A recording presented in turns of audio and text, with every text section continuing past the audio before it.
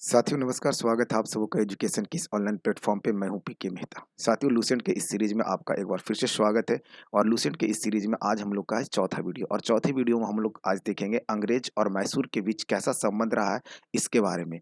आप लूसेंट के topic number 42 पे जाइएगा तो आपको यही पढ़ने के लिए मिलेगा, अंग्रेज और मैसूर के बीच का संबंध। तो आइए चलते हैं, देखते हैं क्या है इसके बारे में पढ़ने के लिए। पहला पॉइंट देखिए, टॉपिक नंबर 42 में आपको पढ़ना है अंग्रेज और मैसूर के बीच का संबंध क्या रहा है, उसी के बारे में आपको पढ़ना है। पहला पॉइंट क्या कह रहा है कि 1761 ईस्वी में हैदर अली मैसूर का शासक बनता है। इंपॉर्टेंट फैक्ट्स यहाँ से याद रखना है। मैसूर का जो पहला शासक है उसका नाम है हैदर अली। क्या नाम है? हैदर अली। और ये कब शासक बनता है? तो ये शासक बनता है 1761 में। याद रखना है 1761 में मैसूर का शासक कौन बनता है? हैदर अली। दूसरे पॉइंट की तरफ चलिए। हैदर अली की मृत्यु 1782 ईस्वी में द्वितीय अंग्ल मैसूर युद्ध के दौरान हो जाता है। ध्यान रखना ये सब इंपॉर्टेंट फैक्ट्स जो आपके एग्जाम में डायरेक्ट आएंगे। दूसरे अंग्ल मैसूर सेकेंड अंग्ल मैसूर युद्ध के दौरान हैदर अली का हैदर अली का मृत्यु हो जाता है। और ये मृत्यु इसका होता है 1782 ईस्वी में। याद रखना है 1761 ईस्वी में हैदर अली मैसूर का शासक बन रहा है। 1782 ईस्वी में द्वितीय अंग्ल मैसूर युद्ध के दौरान इसका निधन हो जा रहा है। हैदर अली के निधन के बाद इसका जो उत्तराधिकारी है इसका पुत्र टीपू सुल्तान बनता है। ध्यान रखना है हैदर अली किसका भाई? हैदर अली का जब निधन हो जाता है तो इसका उत्तराधिकार इसका पुत्र टीपू सुल्तान बनता है। नेक्स्ट अगला पॉइंट कह रहा है 1787 ईस्वी में टीपू ने अपनी राजधानी श्रीरंगपट्टनम में बादशाह की उपाधि धारण की। इसने अपनी राजधानी में श्रीरंगपट्टनम में स्वतंत्रता का वृक्ष लगवाया और साथ ही जैकोबियन क्लब का सदस्य बना। साथियों इस पॉइंट से क्या याद रखना है, 1787 की बात है। टीपू सुल्तान अपनी राजधानी श्रीरंगपट्टनम में बादशाह की उपाधि धारण करता है। ध्यान रखना है टीपू सुल्तान जो है वो बादशाह को उपाधि धारण करता है तथा अपनी राजधानी श्रीरंगपट्टनम में स्वतंत्रता का वृक्ष लगाता है। ये भी सवाल आपको कई एक बार पूछे गए कि श्रीरंगपट्टनम में स्वतंत्रता का वृक्ष किसके द्वारा लगाया गया था, तो वो टीपू सुल्तान के द्वारा लगाया गया था। उसके बाद याद रखना है कि ये जैकोबियन क्लब का सदस्य बना था। ध्यान रखना है जैकोबियन क्लब क्या है? फ्रांस से संबंधित है ये। देखिए हमने यहाँ पे लूसेंट पढ़ाना शुरू किया है ना, तो सिर्फ लूसेंट के ही टर्म पे हम बात करते हैं। वैसे तो बहुत सारे बातें हैं मैसूर युद्ध के बारे में जो आपको करने हैं, और हम जब डिटेल क्लास जो आपके ऑफलाइन संस्था में चल रही है वहाँ पे हम काफ़ी डिटेल से पढ़ाएंगे। ठीक है, तो ये लूसेंट की बात है तो सिर्फ लूसेंट तक ही रहने दिया जाता है, इससे हम बाहर नहीं लेकर जाएंगे ताकि आपका ज़्यादा टाइम किल ना हो। यहाँ पे लूसेंट को सिर्फ कवर किया जा रहा है। साथियों अगर आपको वीडियो ये पसंद आए तो दोस्तों में शेयर और लाइक जरूर किया कीजिए। अगर चैनल पे नए हो तो इसे सब्सक्राइब भी कर लेना है। ठीक है, चलिए तो इस स्लाइड से आपको क्या क्या याद रखना है वो बातें एक बार फिर से आपको रिकैप कर देते हैं। सबसे पहले याद रखना है कि 1761 में, कब की बात है? 1761 में हैदर अली कौन भाई? हैदर अली मैसूर का शासक बनता है। कहाँ का शासक बनता है? मैसूर का शासक बनता है। 1782 ईस्वी में इसका निधन हो गया, और इसके निधन के बाद इसका उत्तराधिकारी टीपू सुल्तान बनता है। कौन बनता है? टीपू सुल्तान। टीपू सुल्तान 1787 ईस्वी में, कब की बात है? 1787 ईस्वी में बादशाह की उपाधि धारण करके श्रीरंगपट्टनम में स्वतंत्रता का वृक्ष लगाता है, और ये जैकोबियम क्लब का भी सदस्य बनता है। आ जाओ भाई अगले पॉइंट पे। अब देखिए यहाँ पे प्रमुख युद्ध जो मैसूर युद्ध है, और उसके गवर्नर कौन थे और कब कब लड़ा गया। देखिए ना, बात ऐसी है ना कि यहाँ पे सब लोग को ना दिक्कत होती है याद करने में। देखिए यहाँ पे एक छोटा सा हम लॉजिक आपको बताते हैं मैसूर युद्ध के बारे में। किसके बारे में? मैसूर युद्ध के बारे में। मैसूर युद्ध जो है वो 4 मैसूर युद्ध लड़े गए। पहला, दूसरा, तीसरा, चौथा। देखिए जितने भी मैसूर युद्ध हैं वो सभी 1700 ईस्वी में लड़े गए हैं। कौन सी ईस्वी में? 1700 ईस्वी में। तो याद रखना है आपको इतना सा, 67, 69, 80, 84, 90, 92, 99। इसको इस प्रकार से आपको रट जाना है। किस प्रकार से आपको रटना है? 67, 69, 80, 84, 90, 92, 99। क्या याद करना? 67, 69, 80, 84, 90, 92, 99। ये याद रहेगा। इसका मतलब क्या है?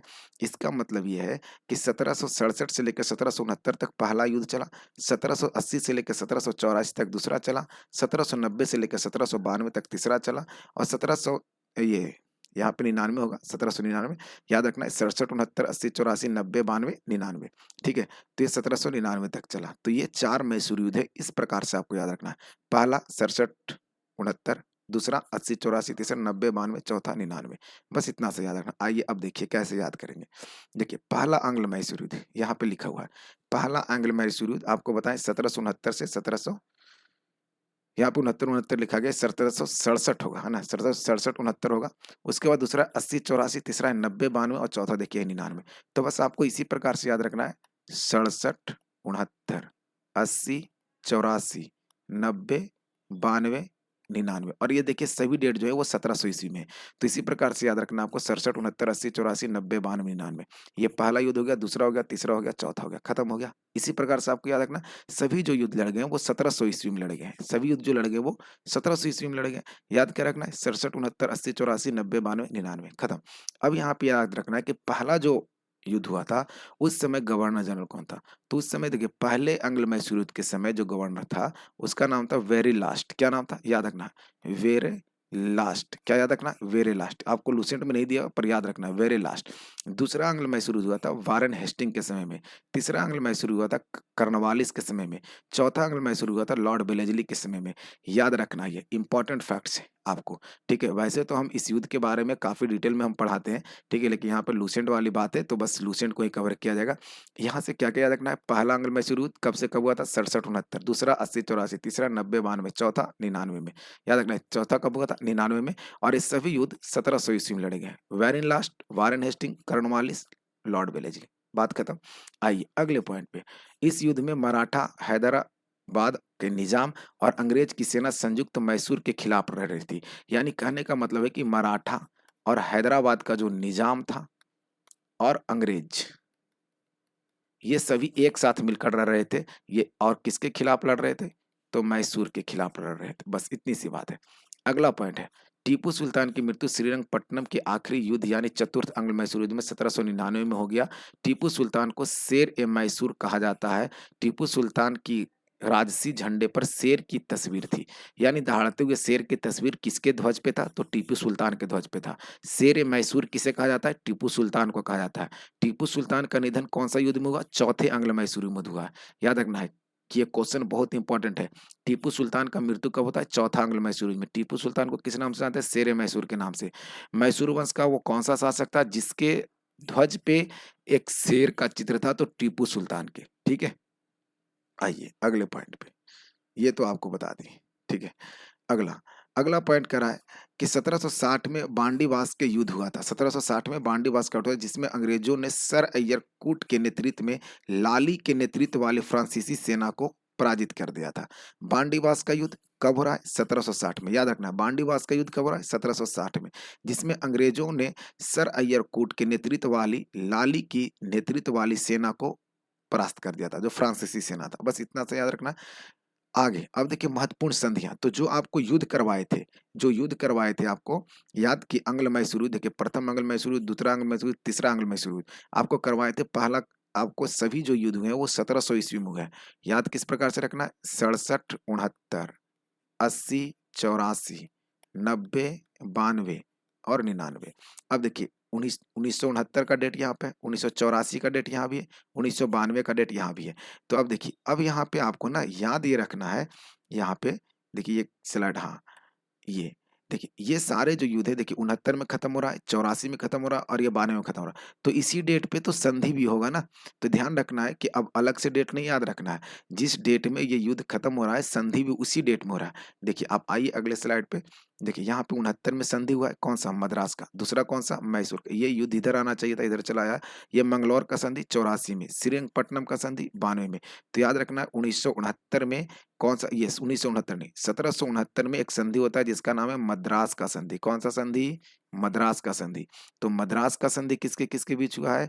तो अंग्रेज और मैसूर के शासकों के बीच। मंगलौर का संधि अंग्रेज और मैसूर शासकों के बीच। उसके बाद श्रीरंगपट्टनम भी मैसूर के शासकों के बीच। तो याद रखना है कि ये मद्रास की संधि है पहला, जो 1769 में हुआ है। दूसरा मंगलौर की संधि है, ये 1784 में हुआ है। तीसरा श्रीरंगपट्टनम की संधि है, ये 1792 में हुआ है। तो याद रखना है आपको बस यही 3 डेट याद रखना, 69, 84 और 92। बस बात खत्म।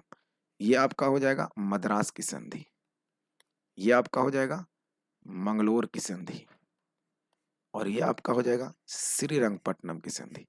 बस इतनी सी बात है। तो ये एक छोटा-सा टॉपिक था, आप देख रहे होंगे।